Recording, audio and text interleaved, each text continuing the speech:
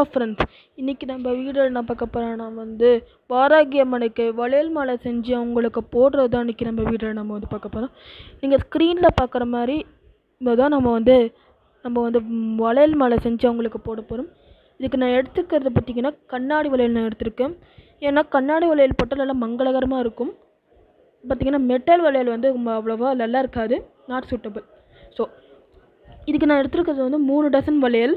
அதுக்கப்புறம் என்னோடய வாராகி அம்மனோட என்னோடய ஃபோட்டோவோட ஃபீட் 1 அடி. அதனால் நான் என்னோடய வளையல் 2.6 சைஸ் வரை நான் எடுத்திருக்கேன். உங்களோட வாராகி அம்மனோட ஃபீட் எவ்வளோ, ஒருவேளை 1 அடிக்கு மேலே இருந்துச்சுன்னா 2 அடி 3 அடி அந்த மாதிரி இருந்துச்சுன்னா 2.6க்கு மேலே நீங்கள் சைஸுக்கு மேலே நீங்கள் வளையல் எடுத்துக்கோங்க. இல்லை 1 அடிக்கு கீழே, அது 1 அடிக்கு கீழேன்னா 2.6க்கு கீழே எடுத்துக்கோங்க. அது உங்களோட வாராகி அம்மனோட ஃபோட்டோ ஃபீட்டுக்கு மாதிரி வந்தது. இப்போ உள்ளன் த்ரெட் நான் எடுத்திருக்கேன். நீங்கள் ஸ்க்ரீனில் பார்க்குற மாதிரி தான் இப்போ நான் வலையில் வச்சு கட்டிகிட்ருக்கேன்ல, அந்த மாதிரி தான். இதுக்கு நான் ஆரஞ்சு கலர் எடுத்திருக்கேன். நீங்கள் ஸ்க்ரீனில் பார்க்குற மாதிரியா இது பார்த்திங்கன்னா 2 மீட்டர் நான் உள்ளன் த்ரெட் எடுத்துக்கேன். இது நீங்கள் ஆரஞ்சு தான் எடுக்கணும் அப்படிலாம் கிடையாது.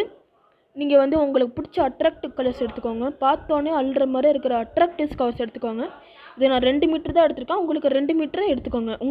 உங்களோட சாமி ஃபோட்டோ எவ்வளோ எவ்வளோ ஃபீட்டோ அது அளவுக்கு நீங்கள் எடுத்துக்கோங்க. இப்போ இதுக்கு நான் இந்த வீடியோவில் நான் சிசர்ஸ் காமிச்சிருக்க மாட்டேன். சிசர்ஸ் நீங்கள் யூஸ் பண்ணிக்கோங்க. ஏன்னா கடைசியில் தான் நீங்கள் யூஸ் பண்ணணுமே சிசர்ஸு. ஏன்னா ஒரு வேளை நீங்கள் வாராகி இந்த வளையல் மாலை முடிஞ்சதுக்கப்புறம் தான் நீங்கள் யூஸே பண்ணணும். ஏன்னா அந்த ஒரு வேளை இந்த த்ரெட்டோட லென்த்து அப்போயும் கொஞ்சம் அதிகமாக இருந்துச்சுன்னா அப்போ நீங்கள் கட் பண்ணுறதுக்கு உங்களுக்கு வசதியாக இருக்கும் முடிச்சு போட்டுக்கிட்டு. இப்போ நான் ரெட் வளையல் எடுத்துருக்கேன். நீங்கள் பார்ப்பீங்க.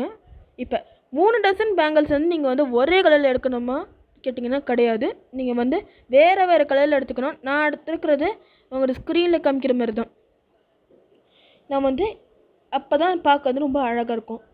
இப்போ முதல்ல இப்போ ஸ்க்ரீனில் ஏற்கனவே காமிச்சிருந்தேன். இப்போ ஒரு வளையல் எடுத்து இதெல்லாம் முடிச்சு போட்டுக்கோங்க.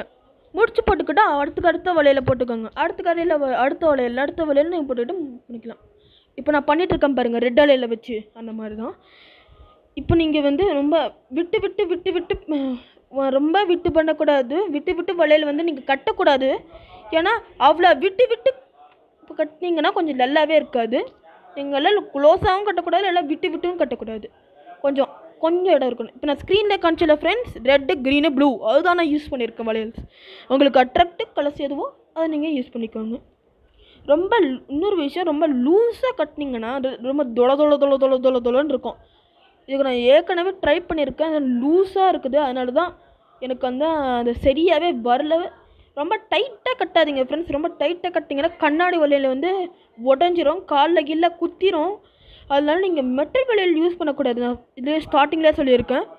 நீங்கள் கண்ணாடி வளையல் யூஸ் பண்ணுறப்ப ரொம்ப ஜாக்கிரதையாக இருங்க ஃப்ரெண்ட்ஸ். அதை உடையறதுக்கு பாசிபிள் 99.9% சான்ஸ் இருக்குது. நீங்கள் பார்த்து பண்ணுங்கள். இன்னொன்று அதுக்கு பொறுமை ரொம்ப முக்கியம். டைட்டாக கட்டிங்க தான் உடையும். ரொம்ப லூஸாக கட்டினீங்கன்னா அது உங்களுக்கு தொலைன்னு இருக்கும், சரியாகவே வராது. இப்போ ரொம்ப அளவு அதிகமாக இருந்துச்சுன்னா கொஞ்சம் வெயிட்டாக இருக்கும் ஃப்ரெண்ட்ஸ். ஏன்னா இந்த கண்ணாடி வளையல் ரொம்ப ரொம்ப ரொம்ப ரொம்ப ரொம்ப வெயிட்டாக இருக்குன்னு. ஏன்னா பார்க்குறதுக்கு தான் வளையல் போடுற மாதிரி தான் இருக்கும். ஆனால் இப்போ மாலை போடுறப்ப கை வலிக்கிற மாதிரி இருக்கும். அவ்வளோ இது இருக்கும், ரொம்ப வெயிட்டாக இருக்கும். அதுதான் இருந்துச்சு நான் சொல்கிற மாதிரி தான். இப்போ அதுக்கப்புறம் நீங்கள் இப்போ மாலை நான் ரொம்ப ரொம்ப ரெடி பண்ணிகிட்ருக்கேன். இப்போ நீங்கள் பார்த்துட்ருப்பீங்க. இப்போ நான் ரெடி பண்ணிகிட்ருக்கேன். இப்போ நான் ரெட்டு க்ரீனு ப்ளூன்ட்டு நீங்கள் மாற்றி தான் போடணும். ஒரே ரெட்டை போட்டுட்டு அடுத்து க்ரீன் போட்டுன்ட்டு. இப்போ நம்ம இது ரெடி. நம்மளோட கண்ணாடி மாலை நம்மளோட வளையல் மாலை ரெடி ஃப்ரெண்ட்ஸ். ஆனால் வளையல் கொஞ்சம் அதிகமாக இருக்குதுனால நம்ம க்ரீன் வளையல் சேர்ப்போமா? க்ரீன் வளையல் எங்கே இருக்குது அதை கொஞ்சம் சேர்ப்போம்.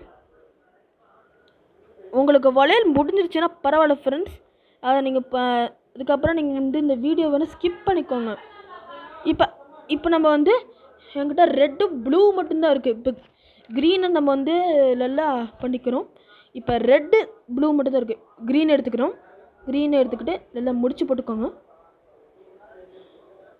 முடிச்சு போட்டுக்கிட்டோம், எல்லாம் இழுக்கணும். இதை இப்போ நம்ம இழுத்துட்ருக்கோம். இன்னொரு ரெட் வளையல் சேர்ப்போம், சேர்த்துட்டு இழுக்கணும். உங்களுக்கு வந்து வளையல் கொஞ்சம் ரொம்ப அதிகமாக இருந்துச்சுன்னா நீங்கள் வந்து எதுக்கு தகுந்தாப்பில் நீங்கள் வந்து செஞ்சுக்கோங்க. இப்போ 2 ரெட் வளையல் தான் இருக்குது.